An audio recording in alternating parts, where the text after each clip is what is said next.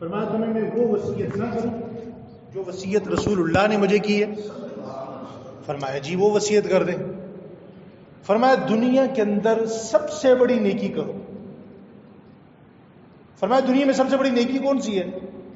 فرمایا میں نے رسول اللہ صلی اللہ علیہ وسلم کو فرماتے ہوئے سنا ہے کہ گناہ کو چھوڑنا دنیا کی سب سے بڑی نیکی ہے۔ اگر ہمیں آج پوچھا جائے نا تو ہم کہیں گے جی نماز بڑی نیکی ہے، حج بڑی نیکی ہے، عمرہ بڑی نیکی ہے، روزہ بڑی نیکی ہے، فلاں بڑی نیکی ہے، فلاں بڑی نیکی ہے۔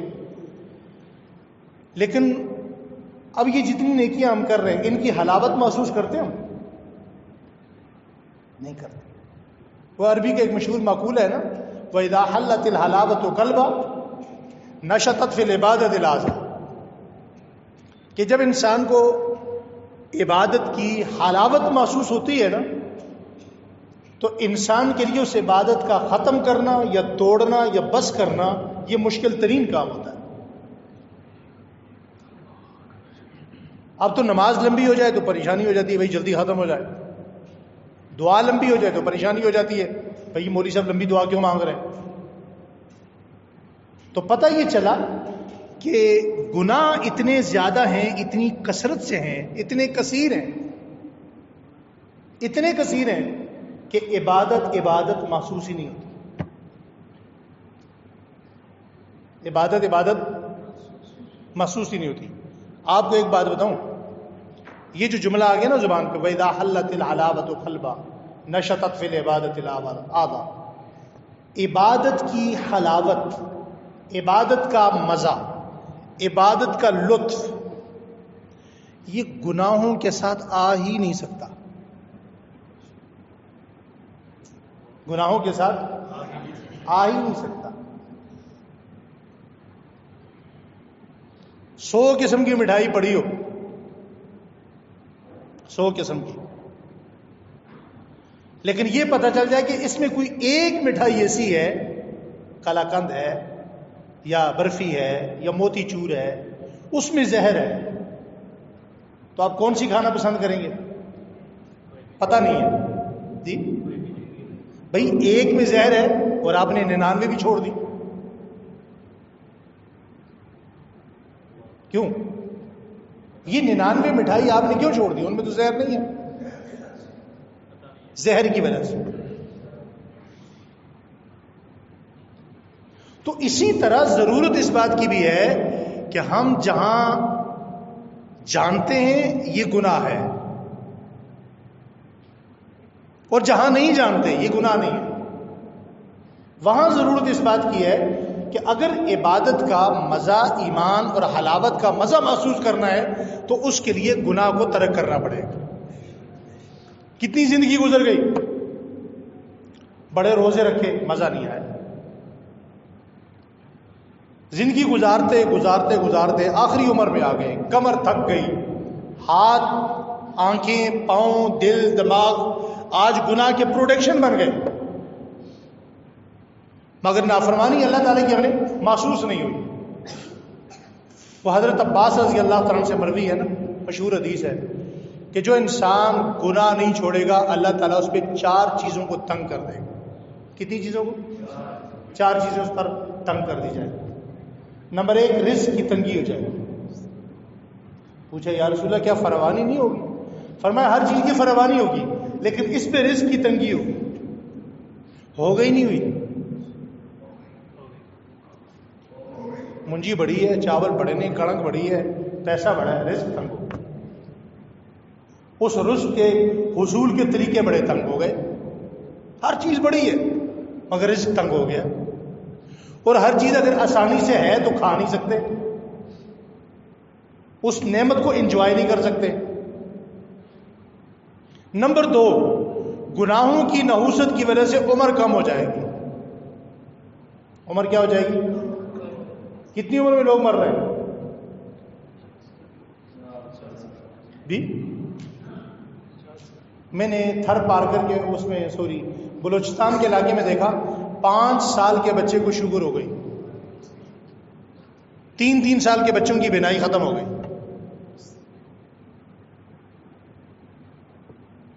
نمبر 3 نمبر 3، دعائیں قبول ہونا بند ہو جائیں گی. اور نمبر 4، ایمان کی موت نصیب نہیں ہوگی. ایمان کی موت نصیب نہیں ہوگی. یہ معمولی گناہ ہے. یہ ساری گناہوں کی نحوست ہے.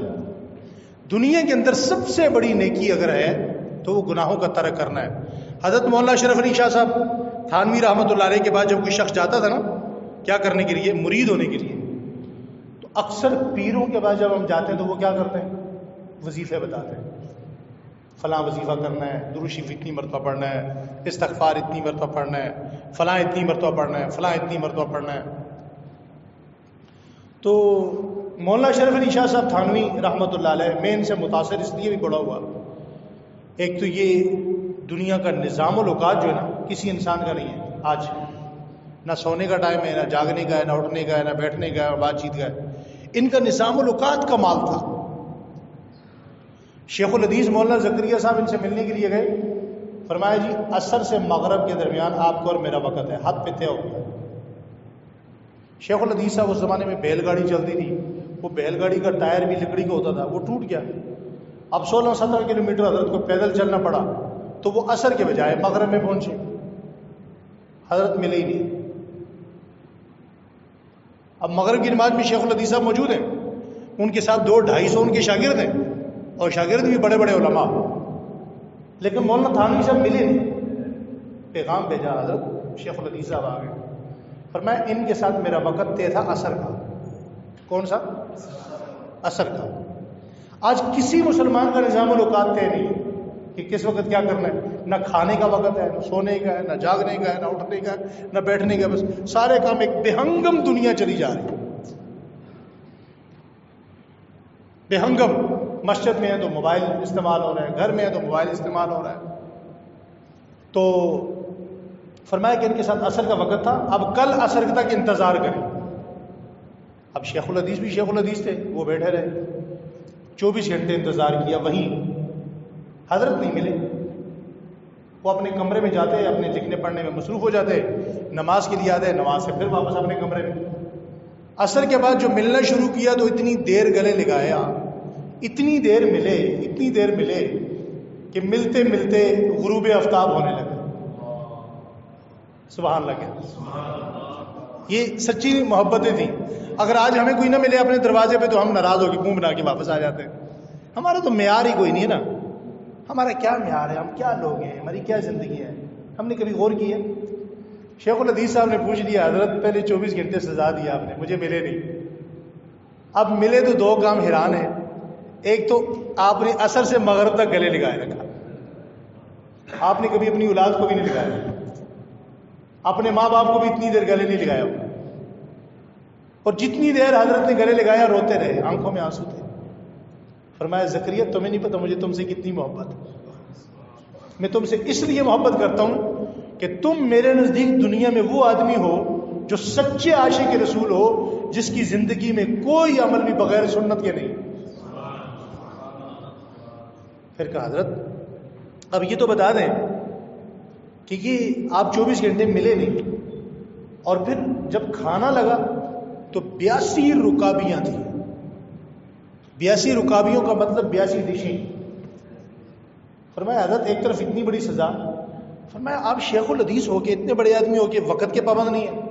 پھر بتایا حضرت کہ بیل گاڑی کا ٹائر ٹوٹ گیا تھا، لکڑی کا ٹائر تھا، اور میں دیر سے پہنچا.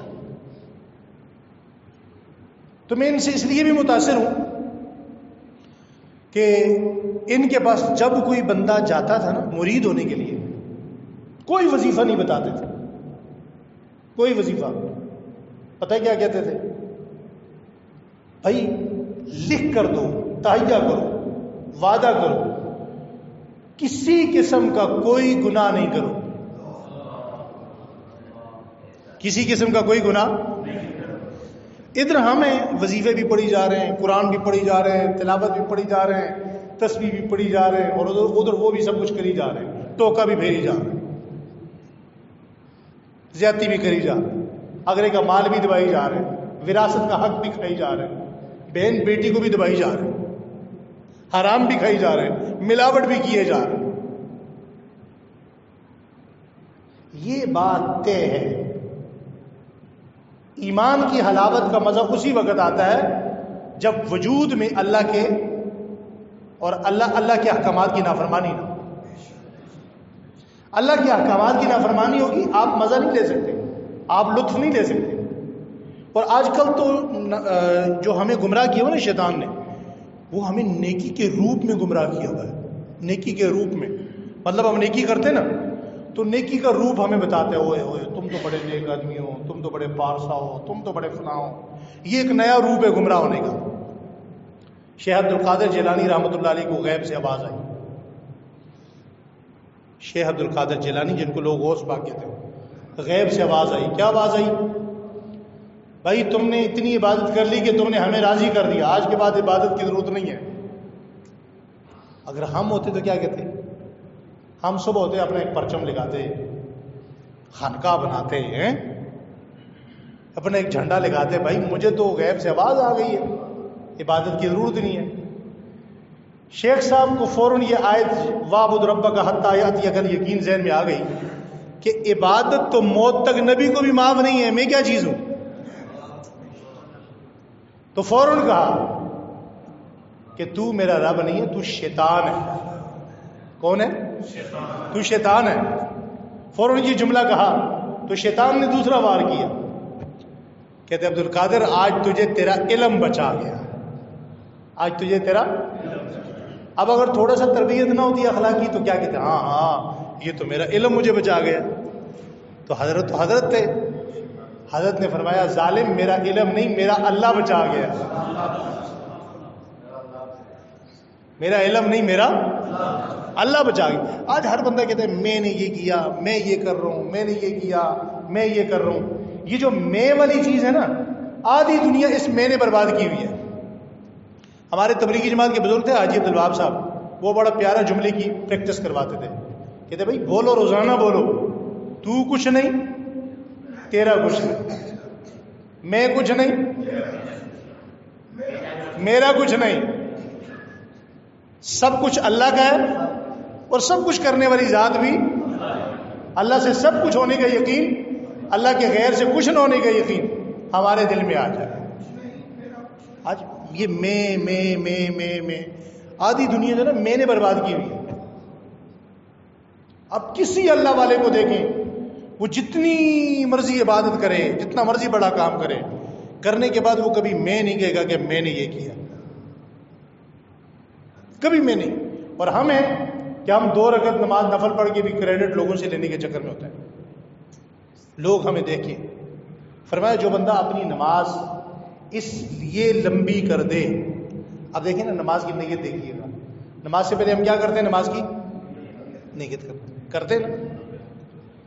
فرمایا کوئی بندہ نماز صرف اس لیے لمبی کر دے کہ اگلا بندہ مجھے دیکھ رہا ہے کہ یار یہ بڑی اچھی نماز پڑھ رہا ہے، بڑی خوبصورت نماز پڑھ رہا ہے. تو فرمایا یہ جب کل قیامت کے دن اٹھے گا تو اس کا وجود انسانوں کا ہوگا، سر گدھے کا ہوگا. یہ اپنے وجود کے ساتھ نہیں اٹھے گا. تو یہ بات ذہن میں رکھنی انتہائی ضروری ہے کہ جب تک انسان کے وجود میں گناہ ہوں گے وہ ایمان کا مزہ محسوس نہیں کر سکے. صحابہ اکرام رضوان اللہ تعالی علیہم اجمعین میں یہ بات اللہ کے نبی نے کوٹ کوٹ کر بھری تھی. تو کیسے؟ روم ہمیشہ سے بڑے خوبصورت لوگوں کا مرکز رہا ہے. روم کو جب فتح کرنے کے لیے صحابہ اکرام جانے لگے تو غالباً یہ حضرت عمر رضی اللہ تعالیٰ عنہ کا زمانہ تھا. تو رومیوں کو پتہ چل گیا کہ بھئی ان کے پاس کھانے پینے کے لیے کچھ ہوتا نہیں ہے، بڑے کمزور جسم ہیں، لاغر جسم والے لوگ ہیں. مگر جس جگہ جاتے ہیں یہ علاقے کے علاقے، فوجوں کی فوجیں، اذا جاء نصر اللہ والفتح ورأیت الناس یدخلون فی دین اللہ افواجا، فتح کیے جاتے. کچھ ہونا چاہیے. انہوں نے مشورہ کیا تو انہوں نے مشورہ کر کے کہا چونکہ رومی جدی پشتی عیسائی ہیں، کرسچن ہیں، اب ان کی کتابوں میں بھی مسائل تو ہیں. انہوں نے کہا جی ہماری کتاب میں، ہماری بائبل میں ایک مسئلہ ایسا ہے، کوئی بندہ اگر بد نظری کرے، کیا کرے؟ بد نظری کرے، نگاہیں ناپاک کرے، تو اس سے اللہ تعالیٰ فوری طور پہ اپنی مدد کا جو وہ ہے نا راستہ اس کو کاٹ دیتے، ختم ہو جاتا، اللہ کی مدد رک جاتی ہے۔ کہا جی کیا کریں؟ کہا جس راستے پہ یہ صحابہ اکرام آ رہے ہیں اس راستے پر اپنی عورتوں کو، لڑکیوں کو، بچیوں کو بنا سنوار کے کھڑا کر دو۔ اب جب آتے ہی یہ صحابہ اکرام دیکھیں گے کس کی طرف؟ ان عورتوں کی طرف، ان کا ایمان ختم ہو جائے گا، یعنی کمزور ہو جائے گا، بد نظری کریں گے، مائل ہوں گے، تو ان کی مدد ٹوٹ جائے گی۔ جب ان کی مدد اللہ چھوڑ دے گا تو یہ ہمیں فتح نہیں کر سکیں گے، ہم بھی بچ جائیں گے، ہمارا علاقہ بھی بچے گا۔ مگر ان کو پتہ نہیں تھا کہ یہ کسی ملک کی پولیس نہیں ہے، یہ کسی ملک کی فوج، یہ صحابہ ہیں۔ یہ کون ہے؟ صحابہ تو صحابہ ہیں۔ میں اکثر ایک جملہ کہا کرتا ہوں کہ یہ صحابہ وہ لوگ ہیں، اگر ان سے اچھے اللہ کے خزانے میں اور ہوتے تو اللہ اپنے نبی کو وہ دیتے۔ ان سے اچھا دنیا میں اللہ کے خزانے میں اور کوئی نہیں تھا۔ یہ کائنات میں سب سے اعلیٰ لوگ تھے۔ ابو بکر سے کوئی اچھا ہوتا تو صحابہ کا امام وہ ہوتا۔ عمر سے کوئی اچھا ہوتا تو اس کے ارادے پہ قرآن اترتا۔ عثمان سے کوئی اچھا ہوتا تو اللہ کے نبی اس کو 2 بیٹیاں دیتے۔ علی سے کوئی اچھا اور ہوتا تو فاطمہ اس کے نکاح میں ہوتی۔ پتہ یہ چلا کہ ان سے اچھا اور کوئی بھی نہیں، بنایا ہی نہیں، ہے ہی نہیں، ہو سکتا ہی نہیں۔ اب صحابہ اکرام کا قافلہ جا رہا ہے، تھوڑا سا صحابہ اکرام کے قافلے پہ نظر رکھنے کے بعد ذرا اپنی نظروں کو بھی ذرا جائزہ لیجیے کہ آپ اور میں بھی بازار جاتے ہیں، ہمارے سامنے بھی خواتین آتی ہیں، وہ پردے میں آئے ہم تب بھی نہیں چھوڑتے ہے جی، یہ نمازی بھی ہے، اس کے سر پہ پگڑی بھی ہے، یہ مولوی بھی ہے، یہ تبلیغی بھی ہے، یہ دعوت بھی دیتا ہے، یہ اپنے آپ کو مسلمان بھی کہتا ہے، لوگوں کو دین بھی سکھاتا ہے، یہ اسکالر بھی ہے، لیکچرار بھی ہے، دین کی باتیں بڑی جھاڑتا ہے، مگر بازار میں اس کا امتحان ہو جاتا ہے۔ جب اس کے سامنے ایک نوجوان بچی آتا ہے، وہ برقعے میں بھی ہو تب بھی ان کی نظروں سے، تحصیل بازار سے کوئی بچی گزرے وہ لوگوں کی نظروں سے محفوظ ہو جائے گی؟ بولیے بھائی کیوں؟ یہ سارے مسلمان نہیں ہیں؟ یہ سارے اپنی اپنی جگہ بڑے مسلمان ہیں۔ صحابہ اکرام کا قافلہ آیا، وہ خواتین بن سنور کر، بناؤ سنگار کر کے، میک اپ شیک اپ اس زمانے کا جو بھی ہوگا تیار کر کے وہ کھڑی ہے، کس کا ایمان لوٹنے کے لیے؟ صحابہ اکرام آئے تو صحابہ اکرام کو کسی نے پہلے بتا دیا کہ انہوں نے آپ کے لیے یہ انتظام کیا ہوا۔ امیر لشکر حضرت سعد رضی اللہ تعالیٰ عنہ، یہ حضرت سعد کون سے؟ سعد نامی حضور کے 9 صحابہ گزرے۔ کتنے؟ 9۔ سعد بن معاذ، سعد بن معاذ انصاری، سعد بن ابی وقاص، 9 صحابہ۔ ایک سعد وہ بھی ہیں جن کی قبر چائنا میں ہے، یہاں سے خنجراب بارڈر آپ گئے ہوں گے، کتنا ہے؟ اچھی لگژری گاڑی میں بندہ تھک جاتا ہے، آج روڈ بھی اچھے۔ خنجراب بارڈر سے بیجنگ کتنا ہے؟ 1200 کلومیٹر۔ بیجنگ سے گانزو کتنا ہے؟ 1435 کلومیٹر۔ یہ ساری مدینے سے چلا ہے، گانزو پہنچا ہے۔ سبحان اللہ کہتے، مدینے سے چلا ہے، گانزو پہنچا ہے، وہاں آرام کر رہا ہے۔ تو خیر میں بات کر رہا تھا، جیسے یہ صحابہ کرام کو پتہ چلا نا، تو حضرت سعد بن ابی وقاص رضی اللہ تعالیٰ عنہ کھڑے ہوئے، فرمایا بھائی انہوں نے تو یہ انتظام کر دیا آپ لوگوں کے لیے۔ تو ایک غریب صحابی اونٹنی پکڑے ہوئے آ رہے تھے، تو فرمایا امیر المومنین اگر اجازت ہو تو کچھ کہوں، ہم تو مسلمان ہیں نا؟ کہا جی بالکل۔ تو کہا اللہ نے قرآن کریم میں یہ کس کے لیے کہا ہے؟ کل للمؤمنین یغضوا من ابصارہم، مومنوں سے کہہ دو کہ جب عورت سامنے آئے تو نگاہ نیچی کر لے۔ تو حضرت سعد فرماتے ہیں جب میں نے قافلے کی طرف مڑ کے دیکھا تو تمام صحابہ کی آنکھوں میں آنسو تھے، تمام صحابہ کرام کا قافلہ رو پڑا، کہتے ہیں 3.5 کلومیٹر پر رومیوں نے عورتیں کھڑی کی. کتنے کلومیٹر؟ 3.5 کلومیٹر. آج جو فلم ہم لوگوں کے سامنے نہیں دیکھ سکتے نا، رات کو بند کمرے میں دیکھتے ہیں، موبائل میں دیکھتے ہیں، ٹک ٹاک میں دیکھتے ہیں. ایک بندہ کہے جناب میرے پاس موبائل ہے اور میں رنڈیاں نہیں دیکھتا، یہ نہیں ہو سکتا. وہ جھوٹ بولتا ہے، کذاب ہے. وہی بندہ بچا ہوا ہے جو تنہائی میں اللہ سے ڈرتا ہے. آج ہم کہتے ہیں ہماری اولادوں کی تربیت کیوں نہیں ہو رہی، ہماری اولادیں صبر کیوں نہیں. بھائی باپ ٹھیک ہوگا تو بیٹا ٹھیک ہوگا. باپ نماز نہ پڑھے اور وہ کہے میرا بیٹا تہجد پڑھے، یہ کیسے ہو سکتا ہے؟ 3.5 کلومیٹر. ہمارے ایک دوست ہیں مفتی عبد الوہاب صاحب، وہ جب اس راستے پہ گئے تو میں نے مفتی صاحب سے کہا، میں نے کہا مفتی صاحب آپ نے بھی دیکھا ہوگا وہ پوری دنیا گھومتے ہیں. میں نے کہا مفتی صاحب ذرا وہ جگہ ناپ کے آئیے گا جہاں صحابہ اکرام کا یہ استقبال کرنے کے لیے یہ عورتیں کھڑی تھیں، تو وہاں انہوں نے رومیوں نے نشان لگائے ہوئے تھے. تو مفتی عبد الوہاب صاحب نے وہاں سے مجھے کہا ابو محمد بھائی وہ 3.5 کلومیٹر کا راستہ ہے. 3.5 کلومیٹر یہ عورتیں کھڑی ہوئی ہیں. میرے نبی کے غلاموں کا پورا مجمع گزرا ہے، کوئی ایک صحابی بھی ایسا نہیں تھا جس نے نظریں اٹھا کر دیکھا ہو. جب آگے گزر گئے، قافلہ ختم ہو گیا، تو ایک صحابی حضرت سعد رضی اللہ تعالیٰ عنہ کو کہتا ہے حضرت نظریں نیچی کی ہوئی تھک گئے، وہ جگہ کب آئے گی جب عورتوں کے پاس ہم پہنچیں گے. یعنی پتہ ہی نہیں چلا، عورتیں پیچھے رہ گئی، قافلہ آگے نکل گیا. اس کو کہتے ہیں ایمان. کیا کہتے ہیں؟ یہ ہے ایمان. تو ایک بات ذہن میں رکھ لیں، وہ کون سا مریض ہوتا ہے جس کو اپنا کھانے کا مزہ نہیں آتا؟ سانپ کاٹ جائے نا، کسی بندے کو سانپ کاٹ جائے نا تو اس کو کھانے کا ذائقہ نہیں آتا. یا بندے کو بہت زیادہ بخار ہو تو اس کو بھی کھانے کا ذائقہ نہیں آتا. یہ نماز کا مزہ، عبادت کا مزہ، روزے کا مزہ، تلاوت کا مزہ، دعا کا مزہ، یہ ہمیں کیوں نہیں آتا؟ کہ ہمیں گناہوں کے سانپ نے ڈسا ہوا ہے. یہ ہم دعا کرتے ہیں نا، دعا کرتے ہو پتہ کیا کہتے ہیں؟ یا اللہ صغیرہ کبیرہ گناہ معاف فرما دے. کون سے؟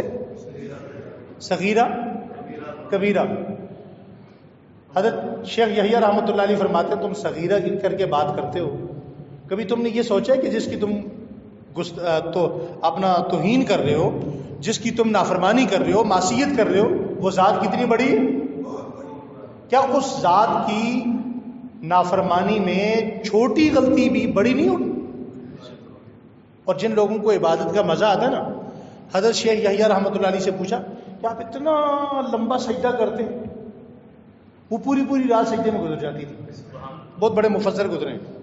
کسی نے پوچھا اتنا لمبا سجدہ کرتے ہیں؟ کہتے ہیں جب میں سجدے میں سر لے جاتا ہوں نا تو مجھے یوں لگتا ہے کہ میرے مالک، میرے رب کے قدم میرے سامنے، اور میری پیشانی جو ہے وہ میرے رب کے قدموں میں جا رہی ہے. اور انہی قدموں کا تصور کر کے میں سر جب زمین پہ رکھتا ہوں تو ہر سجدے میں یہی کہتا ہوں یا اللہ جب میری جان جائے تو سجدے میں جائے، یہ نہ ہو کہ میں سجدے سے سر اٹھاؤں اور میری جان چلی جائے.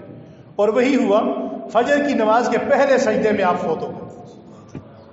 فجر کی نماز میں حضرت امداد اللہ مہاجر مکی رحمۃ اللہ علیہ، ہمارے ایک بڑے بہترین بزرگ گزرے ہیں، صوفی بزرگ. ان سے کسی نے پوچھا حضرت کوئی خواہش ہے؟ فرمایا دنیا میں ایک ہی خواہش ہے کہ جب دنیا سے جاؤں بے شک نیکیاں نہ ہوں لیکن جسم پر ایک بھی گناہ باقی نہ ہو. نیکیاں بے شک نہ ہوں. حالانکہ کتنے نیک آدمی تھے، ہر سال حج کرتے تھے. اس زمانے کا حج بڑا مشکل تھا، باغبانی کشتیوں میں 6 مہینے لگ جاتے تھے. اور پھر پوچھا آخرت کی کوئی خواہش ہے؟ اب آخرت میں ہماری تو بڑی خواہشیں ہیں نا.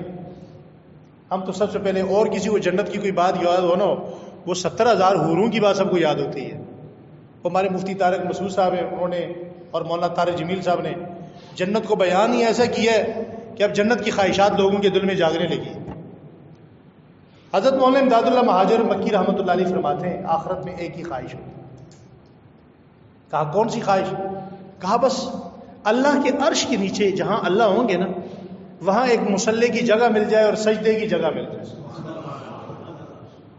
اس کے علاوہ کوئی خواہش نہیں. اللہ اکبر اللہ اکبر. دوستو پلٹنے کا وقت ہے. جو کہتے تھے نا ہمارے بغیر کائنات کا نظام نہیں چلتا، ان کی قبروں پہ دعا کرنے والا بھی کوئی نہیں ہے، پوچھنے والا بھی کوئی نہیں ہے. یہاں آپ کو قبر میں کیا کیا ضرورت ہے وہ آپ نے خود کر کے جانا ہے، لے کر جانا ہے. ایک بات ذہن میں رکھیں، جس بندے کی زندگی میں توبہ اور استغفار نہیں ہے نا، اس بندے کی زندگی میں سکون نہیں آ سکتا. وہ جتنا مرضی بڑا پیسے والا ہو، مال والا ہو، دولت والا ہو، عزت والا ہو، شہرت والا ہو، اس کی زندگی میں سکون نہیں آ سکتا. یہ میں آپ کو اپنی زندگی کا نچوڑ بتا رہا ہوں، 45 سالہ حواس والی زندگی کا مطالعہ بتا رہا ہوں. اور اللہ اتنا کریم ہے. کچھ باتیں میں عرض کرنا چاہ رہا تھا وہ رہ گئی ہیں، انشاءاللہ اگلے جمعے کو عرض کریں گے. ایک حدیث سنا کر بات ختم کر رہے ہیں. اللہ اتنا کریم ہے کہ اللہ جل شانہ نے، دیکھیں کبھی کسی بندے کو اللہ نے شرمندہ نہیں کیا، رسوا نہیں کیا، ذلیل نہیں کیا. آپ کو پتہ ہے سابقہ زمانوں میں جب کوئی امت یا بندہ گناہ کرتا تھا ہوتا کیا تھا؟ کپڑا ناپاک ہوا تو کپڑا کاٹنا پڑتا تھا. کیا کرنا؟ کاٹنا پڑتا تھا. لوگوں کو پتہ چل جاتا تھا کہ اس کے کپڑے پر ناپاکی لگی ہے. ماتھے پہ لکھا ہوا آ جاتا تھا، دروازوں پہ لکھا ہوتا تھا اس بندے نے یہ گناہ کیا. کتنے گناہ ایسے ہیں جو ان امتوں میں تھے آج نہیں ہیں؟ سارے موجود ہیں. دروازے پہ لکھا آتا ہے، ماتھے پہ لکھا آتا ہے. کپڑا دھونے سے پاک ہوتا ہے یا نہیں ہوتا؟ دعا کریں، درود پڑھیں اس نبی پر جس کی یہ برکتیں ہیں. یہ اس نبی کی برکتیں ہیں. دنیا کے اندر اس زمانے میں جتنا سب سے اچھا خوبصورت عمل اللہ کی بارگاہ میں توبہ ہے، اتنا خوبصورت عمل کوئی نہیں. اور عمومی طور پر ہمارے 3 مسائل ہوتے ہیں. ایک وہ کام جس کو ہم بنانا چاہتے ہیں بنتا نہیں ہے. سب کیسے کام ہیں؟ رشتہ ٹوٹ نہ جائے، فیکٹری خراب نہ ہو جائے، کاروبار برباد نہ ہو جائے، فلاں کام کیا ہوا یوں نہ ہو جائے، لوگوں کے سامنے رسوائی نہ ہو جائے، ذلت نہ ہو جائے. ایک وہ کام ہوتا ہے جس کو بنانا چاہتے ہیں بنتا نہیں. ایک وہ کام ہوتا ہے جو بنا ہوا ہوتا ہے، ہم یہ چاہتے ہیں کہ کہیں خراب نہ ہو جائے. اور تیسرا کام رزق کا ہوتا ہے. اس حدیث قدسی میں یہ بخاری میں بھی ہے، مسلم میں بھی ہے، متفق علیہ، ابن ماجہ میں بھی ہے، ریاض الصالحین میں بھی ہے. 19 صحابہ نے روایت کی ہے. کتنے صحابہ نے؟ 19 صحابہ جس طرح بات کو روایت نقل کر لیں نا، وہ حدیث ایسی ہوتی ہے جیسے قرآن کی آیت ہوتی ہے. اس کا حکم ایسے آ جاتا ہے. کیا فرمایا؟ فرمایا من لزم الاستغفار. جب حضور صلی اللہ علیہ وسلم یہ بات فرما رہے تھے، حضور کی دونوں آنکھوں میں آنسو تھے. اور حضور اتنے جذباتی ہو کے فرما رہے تھے کہ آپ کو باوجود گرمی کے بٹھایا گیا، آپ بیٹھے نہیں، پھر کھڑے ہو گئے، پھر کھڑے ہو گئے، پھر کھڑے ہو گئے. 3 مرتبہ کھڑے ہوئے. فرمایا ابو بکر مجھے کھڑا ہونے دو، میری امت کو یہ پیغام پہنچاؤ. فرمایا جو کثرت سے استغفار کرے گا. کیا کرے گا؟ کون کون نیت کرتا ہے بھائی؟ ماشاءاللہ. جو کثرت سے استغفار کرے گا، اللہ کہتے ہیں میں اس کے 3 کام بناؤں گا. 3 کام. پہلا کام، اس کا بنا ہوا کام خراب نہیں ہونے دوں گا. سبحان اللہ. کہتے استغفر اللہ کہہ لو، کتنا ٹائم لگ گا؟ استغفر اللہ استغفر اللہ استغفر اللہ ربی من کل ذنب واتوب الیہ. یہ بھی حدیث ہے. استغفر اللہ الذی لا الہ الا هو الحی القیوم واتوب الیہ. یہ بھی حدیث ہے. کتنے ٹائم لگتا ہے؟ استغفر اللہ کتنا وقت لگتا ہے؟ اللہ ربی استغفر اللہ ربی. یہ بھی حدیث ہے. فرمایا جو کثرت سے استغفار کرتا ہے، اللہ پاک فرماتے ہیں اس کا بنا ہوا کام خراب نہیں ہوگا. جو کثرت سے استغفار کرتا ہے، فرمایا وہ جس کام کو بنانا چاہتا ہے نہیں بنتا، اللہ کہتا ہے میں بناؤں گا. اس سے نہیں بننا، میں بناؤں گا. تم استغفار کرو. کیا کہنا ہے؟ زور سے کہہ دیں استغفر اللہ. تیسرا کام فرمایا وَرَزَقَهُ مِنْ حَيْثُ لَا يَحْتَسِبُ. رزق وہاں سے دوں گا، رزق وہاں سے دوں گا جہاں سے اس کا گمان بھی نہیں. عمل کریں گے انشاءاللہ. بس یہی فرق ہے، یہی فرق ہے شعور کا. تھوڑا سا شعور اور بیداری کی ضرورت ہے. ورنہ آپ نے یہ 2-4 دنوں کے اندر دیکھا ہے، تو چونکہ ہمارا ایک سسٹم ایسا ہے، ہم ایسے سسٹم کے ساتھ وقت گزار رہے ہیں، یہ جتنی جماعتیں آتے رہیں گی اپنا ایمان بچانے کی کوشش کریں. باقی آپ پارٹیوں سے کوئی امید رکھیں گے؟ پارٹیوں سے کسی قسم کی کوئی امید نہیں ہے. کیوں؟ پہلے وہ کسی زمانے میں بے نظیر قتل ہوئی تھی، انہوں نے کیا کیا تھا؟ ملک کا حشر نشر ہو گیا تھا. اب انہوں نے کر لیا ہے، کل کوئی اور کرے گا، پرسوں کوئی اور کرے گا. اصل بات یہ ہے کہ مسلمان کو یہ بات سمجھنی چاہیے کہ یہ 75 سال گزرے پاکستان کے. کتنے سال؟ 75 سال. 75 نہیں، 1075 سال بھی گزر جائیں تو اس نظام کے تحت کسی قسم کی کوئی تبدیلی نہیں آ سکتی. 1075 سال یہ جو نظام چل رہا ہے. کیوں؟ کہ مسلمانوں کا نظام جمہوریت ہے ہی نہیں. مسلمان کا نظام خلافت ہے. جب تک اس نظام کے لیے کوشش نہیں ہوگی یہ کسی قسم کی کوئی تبدیلی نہیں ہوگی. اپنے اندر شعور بیدار کریں، اپنے ایمان کی حفاظت کریں. اور جیسا میں نے پچھلے جمعے بھی اعلان کیا تھا، الحمدللہ ہم اپنے اس